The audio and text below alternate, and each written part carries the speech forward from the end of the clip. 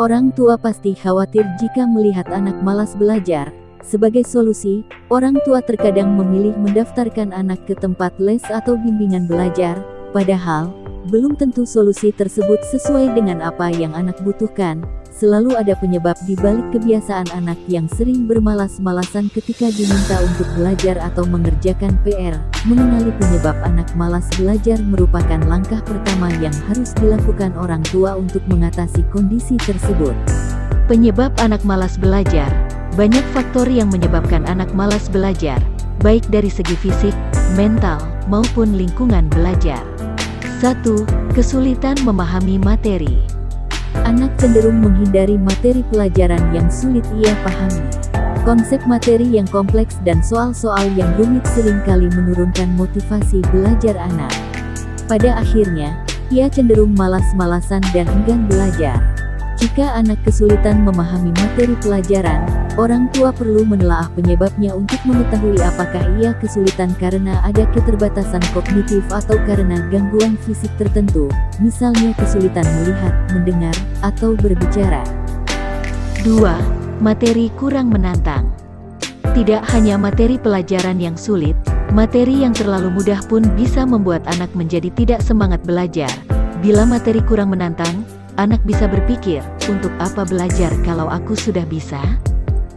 3. Kurang berminat terhadap topik yang dipelajari. Setiap anak memiliki minat pada bidang yang berbeda.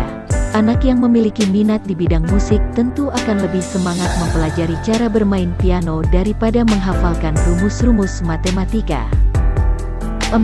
Tidak nyaman dengan lingkungan belajar. Guru yang galak, teman yang suka melakukan bullying, atau fasilitas belajar yang tidak memadai seringkali membuat anak kehilangan motivasi untuk belajar. Pada akhirnya, anak akan malas-malasan ketika diminta untuk belajar. 5. Kelelahan. Belajar merupakan proses berpikir kompleks yang membutuhkan banyak energi. Jadi, wajar jika anak yang memiliki terlalu banyak aktivitas menjadi malas belajar karena ia sudah merasa lelah dan ingin segera beristirahat. 6. Terlalu banyak gangguan.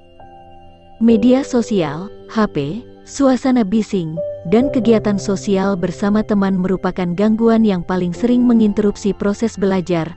Perlu diingat, kebanyakan anak belum memiliki kontrol diri yang kuat. Jika gangguan-gangguan ini tidak dikendalikan oleh orang tua, anak tentu lebih memilih melakukan hal-hal yang menurutnya menyenangkan daripada belajar. Itu penyebab yang paling mendasar pada anak yang malas untuk belajar. Dan bagaimana cara mengatasinya? Peran penting orang tua sangat dibutuhkan untuk mengatasi anak malas belajar. Selain berkomunikasi dengan baik, orang tua juga harus memiliki kesabaran ekstra dalam menghadapi kondisi ini. Ada beberapa tips yang dapat dilakukan para orang tua kepada anak yang malas belajar. 1. Bangun komunikasi dengan anak. Sebelum menyuruh anak untuk belajar atau mendaftarkan anak ke tempat les, orang tua harus membuka ruang komunikasi dengan anak lebih dahulu.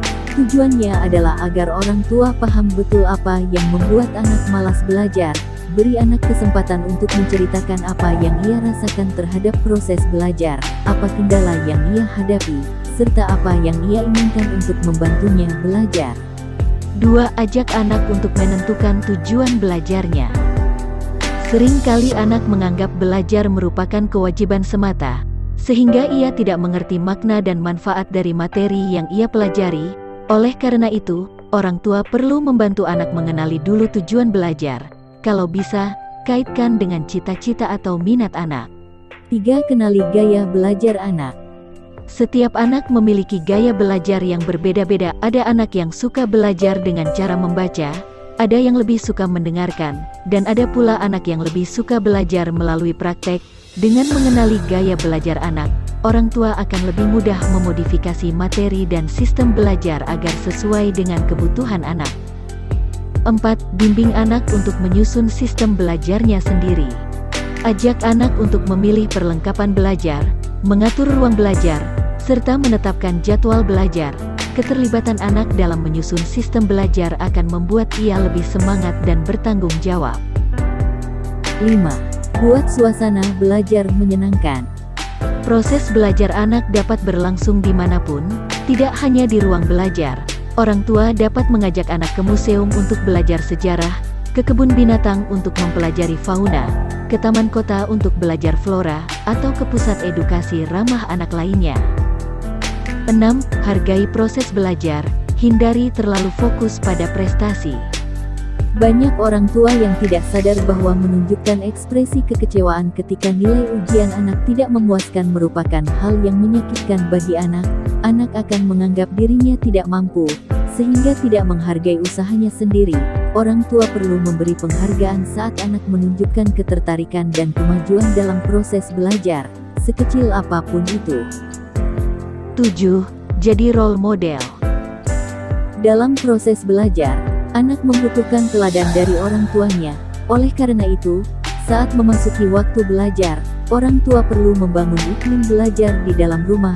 Orang tua dapat mendampingi anak belajar atau berada di dekatnya sambil membaca buku dan mengerjakan pekerjaan-pekerjaan kantor. Jika orang tua bermain HP atau menonton televisi di saat anak belajar, anak akan menganggap belajar sebagai suatu kewajiban yang membuat ia dijauhkan dari kegiatan menyenangkan. Terima kasih, semoga tips kali ini bisa membantu pendampingan proses belajar anak.